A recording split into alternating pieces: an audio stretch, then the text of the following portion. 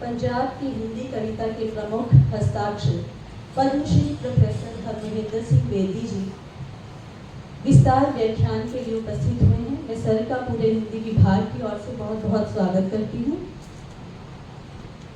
और मैं अध्यक्ष डॉक्टर रजनी से अनुरोध करती हूँ कि वो आकर सर का स्वागत करें।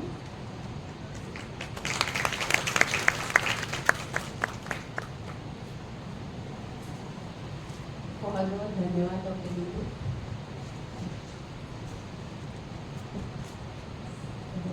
आदरणीय मंच और सभागार में उपस्थित सभी दिग्गजनों को मेरा सादर नमन। पंजाब की धरा अध्यात्म के साथ साथ ज्ञान के क्षेत्र में भी विश्वविख्यात है। पंजाब में रचित साहित्य एक आदर्श जीवन की रूपरेखा कैसी होनी चाहिए उसको भी निर्धारित करता है। तो इसलिए ये विषय चुना गया कि पंजाब की हिंदी कविता पर अवश्य विचार होना चाहिए और इसी विषय को लेकर आज हम यहाँ विचार चर्चा हेतु एकत्रित हुए हैं। आप सभी का हार्दिक अभिनंदन।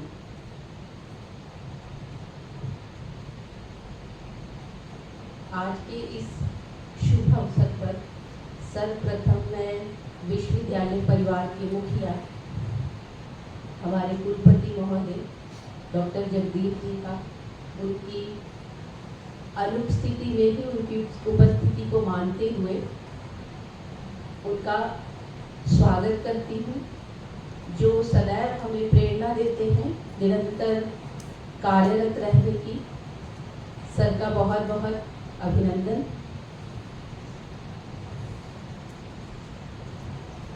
आज के इस व्याख्यान के लिए विद्वान वक्ता के रूप में पद्मश्री प्रोफेसर हरमहेंद्र सिंह बेदी जी, जो हमारे चिर परिचित और परम श्रद्धेय गुरुदेव पद्मश्री प्रोफेसर हरमहेंद्र सिंह बेदी जी हमारे बीच उपस्थित हैं। कविता के विद्वान होने के साथ साथ सर स्वयं कवि भी हैं।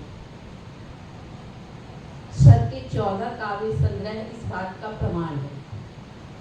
सर की कविता जीना सिखाती है। सर की कविता हमें प्रकृति का सौंदर्य दिखाती है। सर की कविता हृदय के स्पंदनों में मानव होने का बोध जगाती है और सर की कविता इस तनाव भरे जीवन में से सकारात्मकता खोज लाने की शक्ति भी देती है। कविता के साथ साथ सर साहित्य जगत में उस विद्वान के रूप में भी विख्यात हैं जिन्होंने पंजाब और पंजाबियत दोनों को विश्व विख्यात करने का प्रशंसनीय कार्य किया है। गुरमत काव्य, गुरमत दर्शन, गुरबाणी में निहित मूल्यों को पूरे विश्व तक पहुंचाने का कार्य करने किया है। हम सभी सौभाग्यशाली हैं कि वो हमारे बीच आज अपने वक्तव्य के लिए यहाँ उपस्थित हैं। सर, आपने हमारा निमंत्रण स्वीकार किया, हमें समय दिया। मैं आपका बहुत बहुत धन्यवाद भी करती हूँ और स्वागत करती हूँ। आपका बहुत बहुत स्वागत। सभागार में उपस्थित मेरे गुरुजन, जिनके बिना शायद मैं कुछ भी नहीं, doctor Ravi Kumar Anu ji, doctor Sukhvinder Kaur Bath, doctor Ravi Dutt,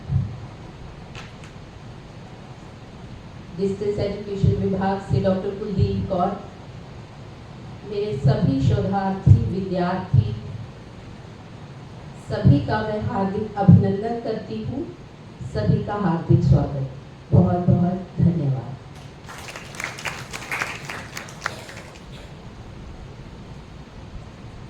धन्यवाद डॉक्टर रश्मि। पंजाब की हिंदी कविता उन खेतों, खलिहानों, नदियों, हर संस्कृति, हर पक्ष से जुड़ी हुई है। पंजाब की हर मिट्टी से पंजाब की हिंदी कविता की खुशबू आती है।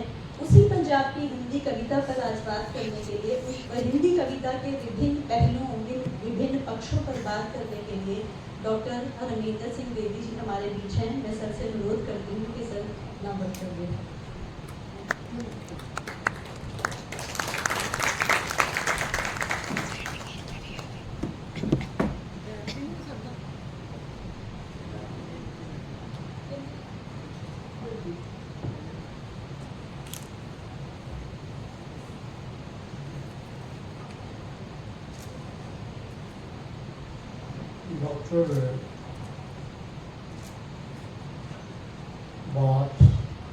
डॉक्टर अनु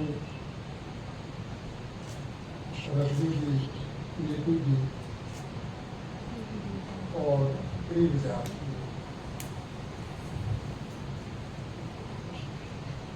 ये बहुत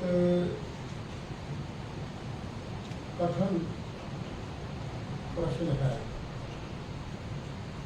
पंजाब की हिंदी कविता की पहचान करना।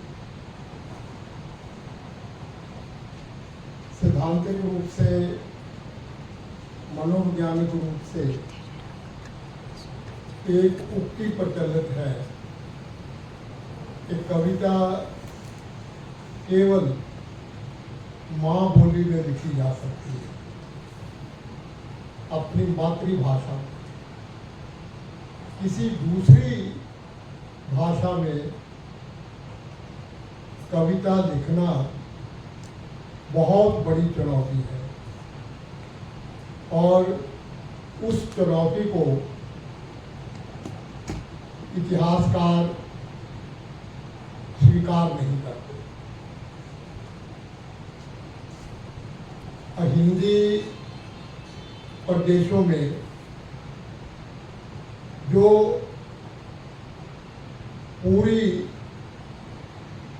10वीं शताब्दी से लेकर आज तक जो काव्य लिखा गया, उसके ऊपर बहुत सारे प्रश्न चिन्ह लगे। बार बार उनकी तुलना मातृभाषा में लिखे गए काव्य से होती रही और अंततोगत्वा निष्कर्ष ये निकाले गए कि मातृभाषा में लिखी गई कविता का सर्वोत्तम स्थान है, दूसरी भाषा में लिखी गई कविता द्वितीय श्रेणी में आती है। ये बहुत बड़ी चुनौती भारतीय साहित्य में, भारतीय भाषाओं में कविता को लेकर रही। पर बहुत सारे ऐसे संपर्क सूत्र भी हैं भाषाओं के, जिनके कारण हिंदी में लिखी गई कविता वो बहुत दूर तक भारतीय भाषाओं में स्वीकार किया गया। मैं कई बार सोचता हूँ कि दुनिया की सबसे पहली कविता, सबसे पहली लंबी कविता वो पंजाब की धरती पर लिखी गई ऋग्वेद के रूप में। ऋग्वेद का जो सृजन है वो पूरे का पूरा मंत्रों में, श्लोकों में दिया गया है और ऋग्वेद ने भारतीय काव्य पर बहुत गहरा प्रभाव छोड़ा है। खास करके अब लोग इस निष्कर्ष पर पहुंचने लगे हैं कि भारतीय काव्य में जो प्रकृति चित्रण है उसका मूलाधार सप्त सिंधु में रचा गया पहला प्रमाणक, पहला वेद ऋग्वेद है और उस ऋग्वेद की संवेदना भारतीय भाषाओं में लिखी गई कविता को प्रकृति के साथ जोड़ती है। पहला बड़ा सूत्र के पूरे 24 भारतीय भाषाओं में, ठीक है, मातृभाषाओं में काव्य लिखा गया, हिंदी, पंजाबी, बंगाली, मराठी, कन्नड़, डोगरी, तेलुगु, पर उसके समांतर जो 10वीं शताब्दी से लेकर आज तक हिंदी भाषा में कविता लिखी जा रही, उसके पीछे संस्कृत की काव्य गरिमा और संस्कृत का जो काव्य है वह गुणात्मक दृष्टि से बहुत बड़ा योगदान दे रहा है। इस परिप्रेक्ष्य में पंजाब की हिंदी कविता की पहचान करनी जरूरी है। दूसरी बात आप देखिए कि आप पूरा 500 साल का मध्यकाल देखिए, पंजाब में खास करके लिपि गुरमुखी है, भाषा ब्रज और अवधी, खड़ी बोली, और उसमें काव्य की रचना हो रही है, चाहे भक्ति काल है, चाहे रीति काल है, और चाहे बाद का उत्तर मध्यकाल का गुरु गोविंद सिंह का विद्या दरबार का संदर्भ है। तो ये सारे के सारे सवाल पंजाब की हिंदी कविता को समझने में हमारी मदद करते हैं। आगे पहले व्यक्ति थे, पंजाबी थे, लाहौर के रहने वाले थे। उन्होंने जब पहला तार सप्तक में कवि इकट्ठे किए तो उन्होंने वो इस प्रश्न से जूझे कि क्या हिंदी की मुख्य धारा में हिंदी प्रदेश के कवियों को तार सप्तक में बतौर कवि लिया जा सकता है या नहीं। ये बहुत बड़ा सवाल था। 4 तार सप्तक उन्होंने अपनी जिंदगी में उनका संपादन किया। 1978 में चौथा तार सप्तक आया और 28 कवियों की उन्होंने पहचान की। ये जो 28 हिंदी के कवि हैं, इनमें 7 कवि आगे ने हिंदी भाषी कवि चुने, जिनकी मातृभाषा हिंदी नहीं थी, जिनकी मातृभाषा मराठी थी, जिनकी मातृभाषा पंजाबी थी, और जिनकी मातृभाषा उनके हिंदी के अलावा वो कि कोई अन्य मातृभाषा के साथ जुड़े हुए कवि थे। तो ये पहला बड़ा प्रयास हिंदी प्रदेश की कविता की पहचान करने का, समकालीन कविता की पहचान करने का, नई कविता की पहचान करने का, और छायावाद के बाद की कविता को रेखांकित करने का पहला प्रयास आगे करते हैं। और आगे के तार सप्तक में, पहले तार सप्तक में मुक्ति बोध को, जो मराठी भाषी थे, उनको एस्टैब्लिश करने का श्रेय आगे को जाता है। तो हिंदी प्रदेशों की कविता की पहचान, हिंदी प्रदेशों की कविता की संवेदना और उन कवियों का मूल्यांकन करने का जो पहला बड़ा सार्थक प्रयास है वो आगे के द्वारा किया गया। तो पंजाब की हिंदी कविता की पहचान में हमें आगे की भूमिका को जरूर अपने जहन में रखना चाहिए। और उसके बाद आप देखिए कीर्ति चौधरी पंजाब की थी, उनकी पहचान अगेन की, और 7 कवि, एक पूरा तालपत्र हिंदी प्रदेशों की कविता के माध्यम से समकालीन कविता की भूमिका तैयार करता है। इसके 2-3 पक्ष और भी बड़े महत्वपूर्ण हैं कि ये जो हिंदी प्रदेशों की कविता है, इन कविताओं या इन कवियों ने हिंदी काव्य, विशेषकर समकालीन काव्य का जो दायरा था, चाहे वो भाषा का दायरा था, अनुभव का दायरा था, परिवेश का दायरा था, भूगोल का दायरा था, उसे बहुत विस्तृत उन्होंने बनाया।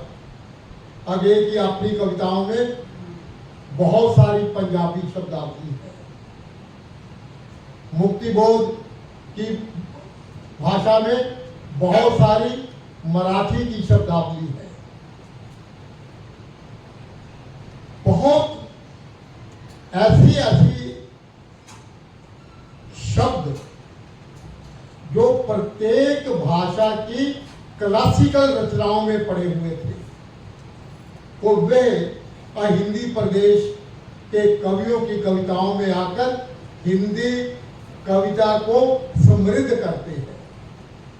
ये पूरे का पूरा आप रिसर्च करते हैं, ये एक रिसर्च का विषय है कि हिंदी प्रदेश के कवियों ने अपनी मातृभाषा की शब्दावली को हिंदी कविता में किस तरह से उसका हिस्सा बनाया। आगे की अपनी कविताओं में लगभग 300 शब्द ऐसे हैं जो मूलतः पंजाबी के हैं, जो खड़ी बोली के हैं, पर उनका जो जन्म है, उनकी जो रूट्स हैं, वे सारी की सारी रूट्स या तो गुरबाणी की शब्दावली से है, या लोक भाषा में से है, या पंजाबी के लोकोक्तियां और लोक मुहावरों से वो सारी की सारी शब्दावली निकली है। ये हिंदी प्रदेशों की कविता का भाषिक हाशिया है, और खास करके पंजाब, अभी भी आप देखिए कि आपका संगीत, आपका दूसरी कलाएं, आपके फिल्मी गीत, वो पंजाबी शब्दावली के बिना अधूरे हैं, और साहित्यिक दृष्टि से इस वृत्तांत को आगे तारतत्व के माध्यम से उठाते हैं।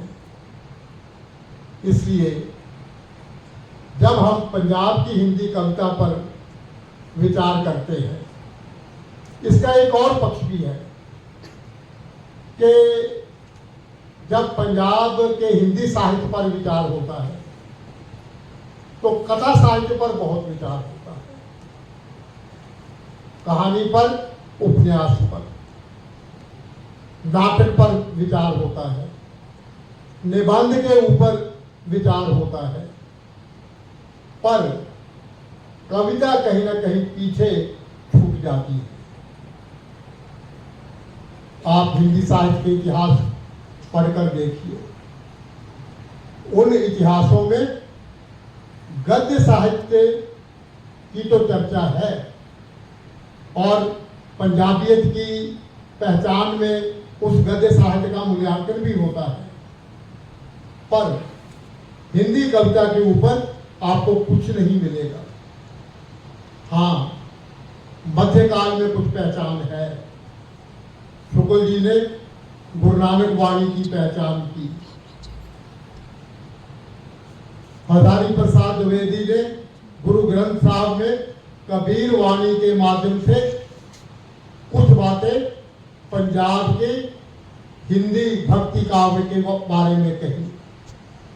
हजारी प्रसाद द्विवेदी ने सिख गुरुओं का पुण्य स्मरण गुरु तेग बहादुर की हिंदी वाणियों के ऊपर अपने विचार अभिव्यक्त किए। ये एक सिलसिला हमें जरूर मिलता है, पर जैसे ही हम आधुनिक युग में प्रवेश करते हैं, आप देखिए अयोध्या सिंह हरिऔध वो पंजाबी थे, सिख चेतना से, संवेदना से, संप्रदाय से उनका संबंध था। हरिऔध बहुत बड़े हिंदी के कवि हैं। आप उनका जीवन पढ़कर देखिए, उनकी रचनाओं का अध्ययन कर कर देखिए। पंजाब के साथ, पंजाब की हिंदी कविता के साथ उनको नहीं जोड़ा जाता। ये अभाव है। बाबू श्याम सुंदर दास, उन्होंने हरिऔध के बारे में लिखा कि अगर हरिऔध के काव्य को समझना है तो गुरु काव्य परंपरा को समझिए। अगर हरिऔध की काव्य भाषा को समझना है तो वो कहते हैं कि गुरु गोविंद सिंह की काव्य भाषा, ब्रज भाषा के निकट जाकर देखिए। हरिऔध का जो ब्रज भाषा वाला प्रभाव है वो हमें बहुत जल्दी समझ आ जाएगा। अब ये प्रश्न भारतीय साहित्य में उठने लगे हैं और उसके समांतर एक प्रश्न ये भी उठता है कि क्या हिंदी प्रदेशों की कविता के साथ हिंदी काव्य का इतिहास लिखा जाएगा? बिल्कुल, अब लिखा जाएगा। ये बहुत हिंदी की समृद्धि और हिंदी कविता का जो एक अलग तरह की जो पहचान है वह हिंदी प्रदेश के कवियों के द्वारा हमें प्राप्त होती है। और अब तो आप देखिए कि बहुत सारे विश्वविद्यालयों में एक ही प्रदेश में रचे गए विभिन्न विधाओं के साहित्य का तुलनात्मक अध्ययन हो रहा है। एक नया तुलनात्मक शास्त्र तैयार हो रहा है कि पंजाब की हिंदी कविता और पंजाब का हिंदी उपन्यास, इन दोनों की तुलना रिसर्च में हो रही है। और ये बड़े बड़े प्रोजेक्ट मराठी भाषा में, बंगला भाषा में, तमिल में ऐसे इतिहास अब लिखे जा रहे हैं। इसलिए पंजाब की हिंदी कविता को इस संदर्भ में, इस प्रसंग में, इस वृत्तांत में रखकर समझने की जरूरत है। एक युग था 1950 से लेकर 1960 तक का, पूरा एक दशक। इस दशक में क्या हुआ? इस दशक में हुआ कि भारतीय बातरी भाषाओं में जो कविता लिखी जा रही थी उसके हिंदी में अनुवाद हुए। पंजाबी कविता का हिंदी में अनुवाद साहित्य अकादमी ने छापा। तमिल की हिंदी कविता के अनुवाद छपे। तमिल मराठी कविता के हिंदी में अनुवाद छपे। एक पृष्ठभूमि बनी। अमृता प्रीतम ने पंजाबी कविताओं को लेकर हिंदी में अनुवाद किया। उसके पैरेलल डॉक्टर महेंद्र सिंह रंधावा ने पंजाबी लोकगीत इकट्ठे किए, साहित्य अकादमी ने हिंदी भाषा में छापे।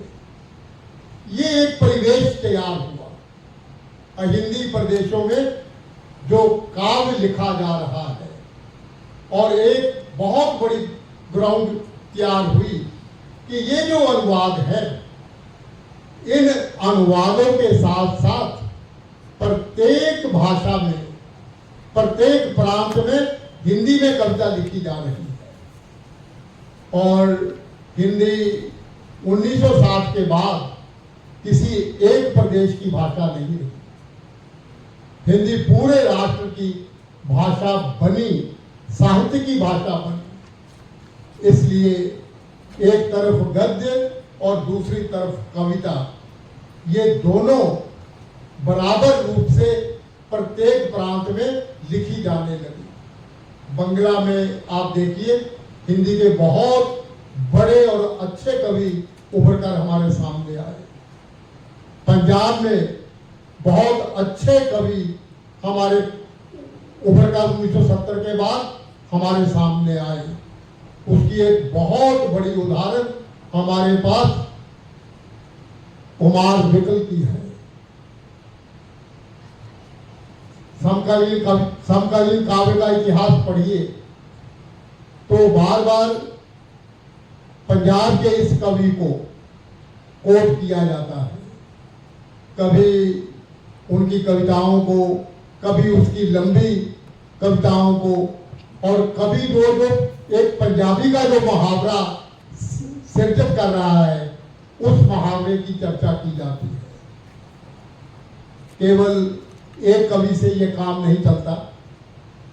वो कई बार ऐसा भी होता है कि विचारधारा के कारण हिंदी प्रदेशों के कुछ कवि आगे आ जाते हैं और विशेष विचारधारा के साथ ना जुड़े होने के कारण दूसरे कवि अंधेरे में रह जाते हैं।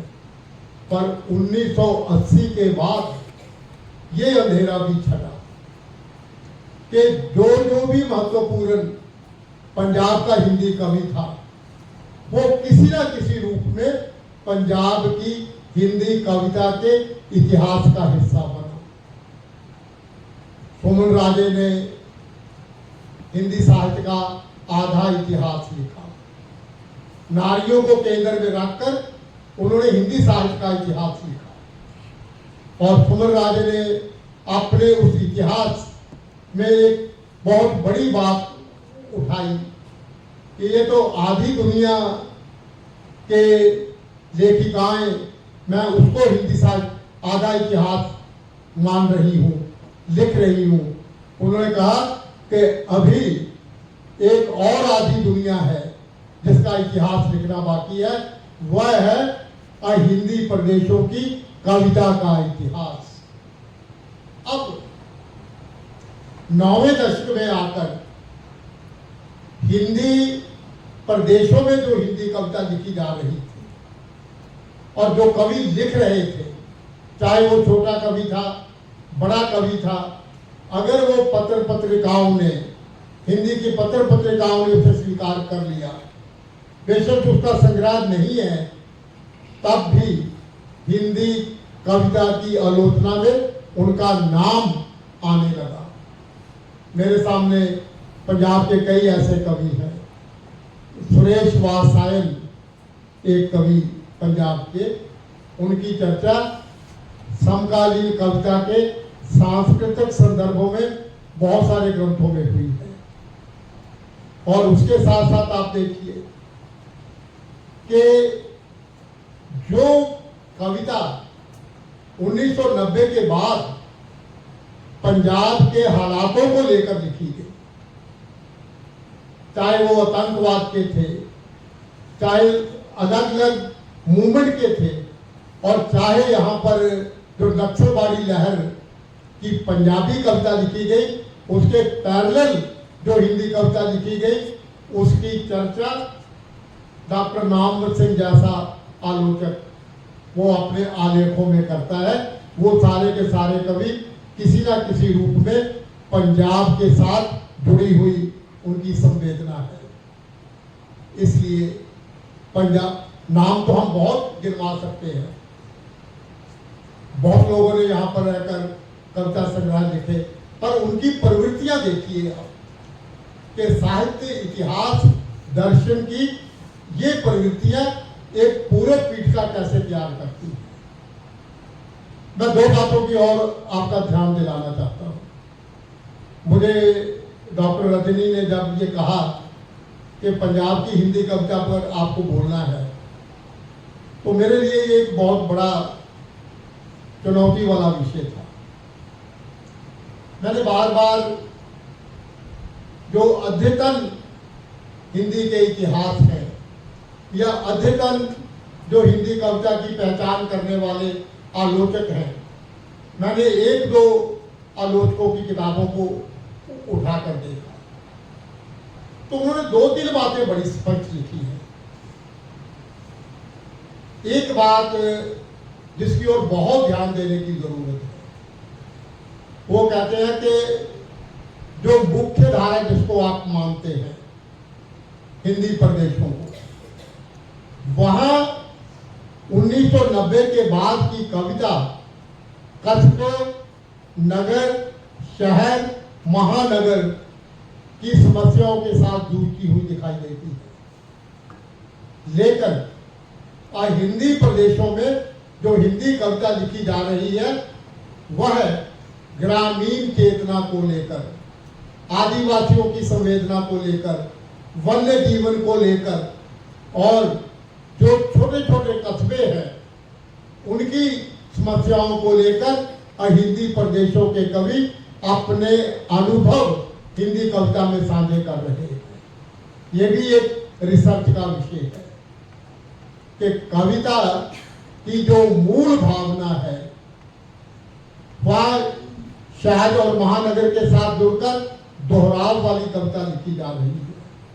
वही अनुभव, वही लेखन की पद्धति, पर जब आप अपने परिवेश, अपने गांव, अपनी चेतना के साथ नए नए बिंबों को, प्रतीकों को, नई नई संवेदनाओं को पकड़ते हैं तो हिंदी की समकालीन कविता में फ्रेशनेस आती है। और डॉक्टर, उसका नाम मुझे अभी ख्याल आ जाएगा,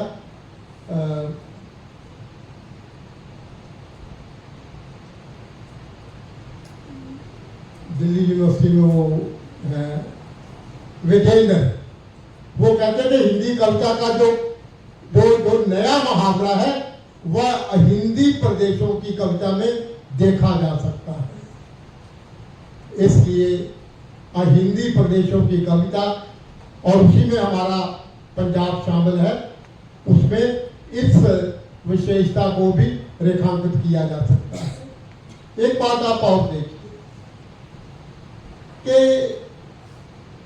हिंदी प्रदेशों में जिसे हम मुख्य धारा की कविता मानकर, जिसका इतिहासों में जिक्र है, अब जो अलग अलग भाषाओं के इतिहास लिखे जा रहे हैं, मान लो कि पंजाबी कविता का इतिहास लिखा जा रहा है, समकालीन पंजाबी कविता का इतिहास तब तक अधूरा है जब तक हिंदी कविता के प्रभाव को उस पर नहीं दर्शाया जाता। और पंजाब में आप खास करके देखिए कि जितने हिंदी के बड़े बड़े समकालीन कवि हैं उनका प्रभाव पंजाबी कवियों पर बहुत है। मैं सिर्फ पंजाब के बारे में जानता हूँ, बंगला कविता पर है, तमिल पर है, डोगरी पर है। और वो प्रभाव कैसा है कि बहुत सारी हिंदी पत्रिकाएं अब विशेषांक कौन से निकालती हैं, बंगाली कविता विशेषांक, पंजाबी काव्य विशेषांक। तो ये जो विशेषांक हैं, आज पंजाबी के 70% कवि हिंदी की कविताओं का पाठ करते हैं। वो सब कुछ ग्रहण करते हैं बदलती हुई चेतना को। तो अब पूरा भारतीय साहित्य किसी भी भाषा का है, खास करके कविता, उनके प्रभाव हमें वहां की मूल भाषाओं के काव्य पर दिखाई देते हैं। ये अब विपरीत चक्र है। पहले मातृभाषा का प्रभाव ढूंढा जाता था पंजाब में, तमिल में लिखी जा रही हिंदी कविता पर। अब क्या है, 2000 के बाद अब ढूंढा जा रहा है कि जो मातृभाषा वाली कविता है, जो 2000 के बाद लिखी जा रही है, उसके ऊपर हिंदी भाषा के कवियों का क्या प्रभाव है। बहुत ये सीधा है। अब आप किसी भी पंजाबी कवि की कविता पढ़कर देखिए, उसकी शब्दावली देखिए, उसकी संवेदना देखिए, उसके अनुभव देखिए, आपको बड़ा स्पष्ट वहां पर दिखाई देगा हिंदी कविता का जो बढ़ता हुआ एक ग्राफ है, उस ग्राफ की कई ऊंचाइयां पंजाबी कवियों में नजर आएंगी और पंजाबी कवि खुद इस बात को स्वीकार कर रहे हैं। बहुत सारे कवियों ने अपने आत्मकथ्य लिखे हैं। वो कहते हैं कि हमारी कविता में जो एक नया अनुभव आ रहा है वो अलग अलग भाषाओं की काव्य का है, जो हिंदी के अनुवाद के द्वारा हमने पढ़े, हमारी कविता अमीर हुई। मराठी भाषी कहते हैं कि हमने पंजाब की हिंदी कविता को देखा तो हमें लगा कि एक ऐसी परंपरा से वो कविता आ रही है जो परंपरा चंद बरदाई से शुरू होकर कुमार विकल तक आती। चंद बरदाई पंजाबी थे, पहला उन्होंने महाकाव्य लिखा, लाहौर के रहने वाले थे और उनकी शब्दावली आज आप देखिए कि उत्तरी भारत की भाषाओं में आज भी हमें प्राप्त होती है। इसलिए अगे बिल्कुल ठीक कहते हैं। अगे को किसी ने पूछा कि आप 4-5 भाषाओं में लिख लेते हो, पढ़ लेते हो, भाषण दे लेते हो, कारण क्या है? अगे ने कहा कि मैं पंजाबी हूँ, पंजाबी होने के नाते हिंदी में कविता लिख रहा हूँ। तो उन्होंने कहा जी आप तो कई जबानों में कर लेते हो। उन्होंने कहा कि मैं गुरु गोबिंद सिंह का पुत्र हूँ। गुरु गोबिंद सिंह 7 भाषाओं में एक साथ लिख लेते थे। आप गुरु जी की रचना देखिए, जाप साहब, 199 छंद है और 7 भाषाओं का प्रयोग है। हिंदी, पंजाबी, खड़ी बोली, अवधी, संस्कृत, अरबी, फारसी।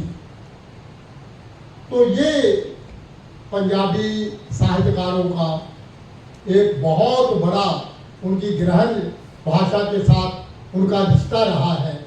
और इसलिए आज अगर आने वाले समय में पंजाब के हिंदी कवियों का अनुकरण किया जाएगा, और अब तो ये हो भी गया है कि बहुत सारे संकलन जो हिंदी कविता के तैयार होते हैं उसमें कोई ना कोई मैं देखता हूँ पंजाब का हिंदी कवि शामिल होता है। मैं आपको उसकी एक एग्जाम्पल हूँ। बहुत सारे संकलनों में हमारी कविताएं लगी, बहुत सारे कोर्सेज में लगी, बहुत सारी प्रतियोगिता जो परीक्षा है। अभी आप देखिए, मुझे अब नहीं पता क्या है, आज से 10 वर्ष पहले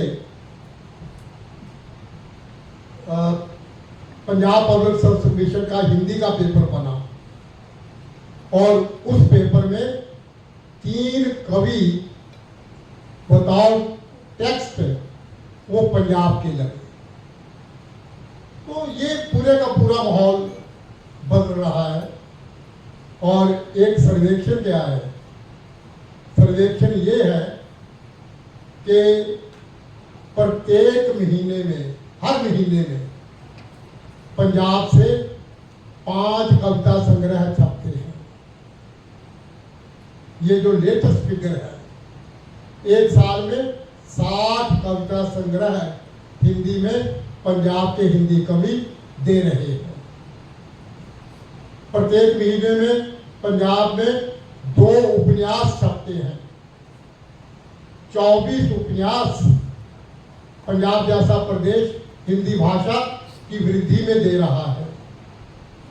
और प्रत्येक महीने में 10 कहानियां, चाहे वो पंजाबी से अनुवाद है चाहे ओरिजिनल हिंदी में लिखी जाती है, वो पंजाब के हिंदी कथाकार लिख रहे हैं। 120 कहानियां एक साल में पंजाब की धरती से हिंदी साहित्य में समृद्धि कर रही है। मैं क्वालिटी की बात नहीं करता, उसका गुणात्मक पक्ष क्या है वो आलोचक जानेंगे। और किस रफ्तार के साथ पंजाब में हिंदी साहित्य, गुणात्मक की मैंने बात की कि किस तरह से ये परिवेश बदल रहा है। तो अगर ये भी देखना है गणना भी करनी है तो पंजाब उसमें से पीछे नहीं है। आप गूगल खोलकर देखिए, लेटेस्ट फिगर देखिए, आप हैरान हो जाएंगे कि किस तरह से पंजाब में हिंदी, हमें कई बार निराशा भी हम होते हैं, पर वो निराशा केवल पंजाब की नहीं है। अब वो ओवरऑल भाषाओं की क्या स्थिति है, उसके साथ नौकरियां नहीं जुड़ती, उसके साथ तत्काल कोई लाभ नहीं मिलता। पर जैसे जैसे ये जो परिवर्तन में टेक्नोलॉजी की भूमिका बढ़ रही है, हिंदी जब बिल्कुल उसके साथ कदम मिलाकर चलेगी तो फिर आप आने वाले दिनों में किताब जिंदगी से नहीं खिसकेगी। किताब के बिना विश्व का गुजारा नहीं होगा। जो मर्जी एआई आ जाए, जो कुछ मर्जी हो जाए, पोथी का, ग्रंथ का, पुस्तक का, किताब का ह्यूमन लाइफ के साथ अटूट रिश्ता रहेगा। और ये अटूट रिश्ता जैसे ह्यूमैनिटी के साथ रहेगा, तो ऐसा ही रिश्ता हिंदी का और पंजाब का रहेगा, हिंदी कविता का रहेगा।